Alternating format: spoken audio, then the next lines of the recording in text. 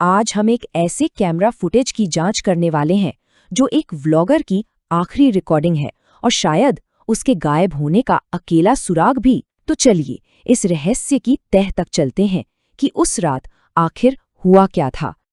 ये कहानी शुरू होती है यहाँ से, होटल शिवालय और उसका कमरा नंबर 307। आर्यन नाम का एक व्लॉगर यहाँ एक भूताहक कहानी की तलाश में आया था, लेकिन अफसोस वो खुद एक कहानी बनकर रह गया।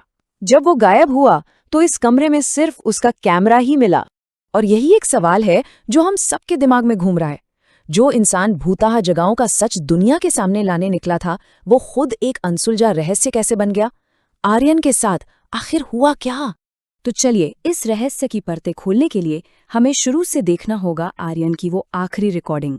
आर्यन एक ऐसा ट्रैवल व्लॉगर था जिसे भूताहा जगहों के सच को कैमरे में कैद करने का एक अलग ही जुनून था। और आर्यन का यही जुनून उसे खींच कर ले आया बदनाम होटल शिवालय तक, एक ऐसी जगह जिसकी कहानियां तो बहुत थीं पर सबूत किसी के पास नहीं।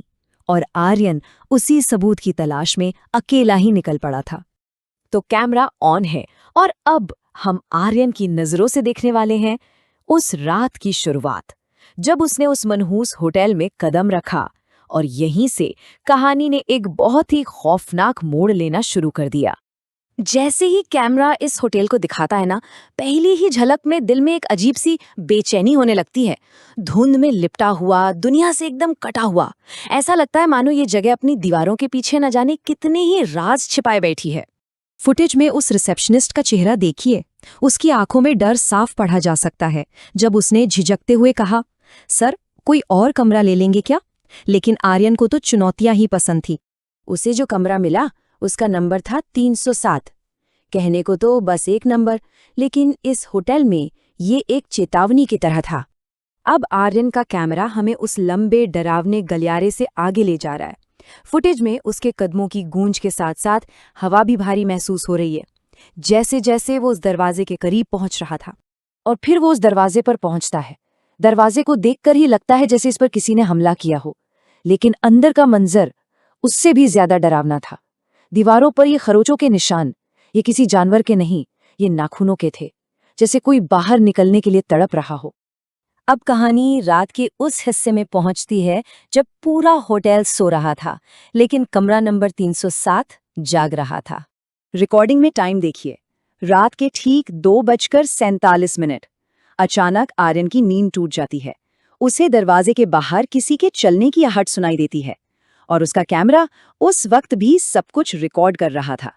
और तभी कैमरे के माइक्रोफोन ने एक आवाज रिकॉर्ड की, बहुत ही धीमी, एक ठंडी सी फुसफुसाहट जो कह रही थी, दरवाजा खोलो। आर्यन ने हिम्मत करके दरवाजे के पीपहोल से बाहर झांका, लेकिन वहां कोई नहीं था। गलियारा बिल्कुल खाली, एकदम खामोश था। अब उसका डर उलझन में बदल रहा था। लेकिन जैसे ही आर्यन दरवाजे से पलटा, उसकी नजर बाथरूम के शीशे पर गई जो भाप से ढका हुआ था। और उस भाप पर किसी ने उंगली से लिखा था, पीछे मत देखना। इसका मतलब खतरा अब दरवाजे के बाहर नहीं, कमरे के अंदर ही था।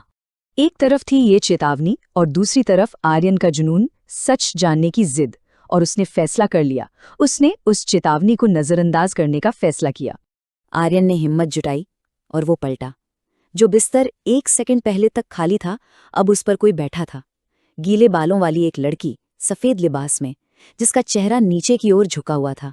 फुटेज में वो लड़की धीरे धीरे अपना सिर ऊपर उठाती है। उसकी गर्दन एक नामुमकिन एंगल पर उल्टी मुड़ी हुई थी और उसके चेहरे पर एक ऐसी मुस्कान थी जो किसी इंसान की हो ही नहीं सकती। इसके बाद उस लड़की ने जो कहा, उसने सब कुछ साफ कर दिया।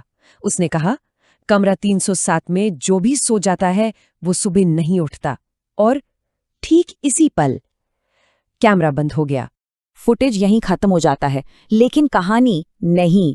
तो चलिए अब देखते हैं कि जांच करने वालों को क्या मिला और उस कैमरे में असल में क्या राज छिपा था।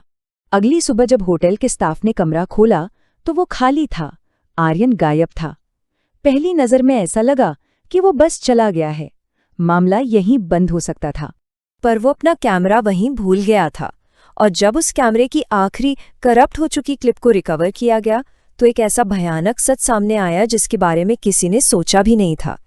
क्लिप के बिल्कुल अंत में आर्यन खुद कैमरे की तरफ देखता है, पर ये वो आर्यन नहीं था।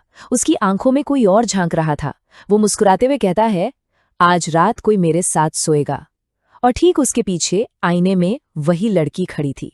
कमरा 307 आज भी खाली है, लेकिन इसलिए नहीं कि वहां कोई भूत रहता है, बल्कि इसलिए कि जो भी वहां रात गुजारता है वो सुबह वापस नहीं लौटता। वो खुद उस कहानी का अगला हिस्सा बन जाता है।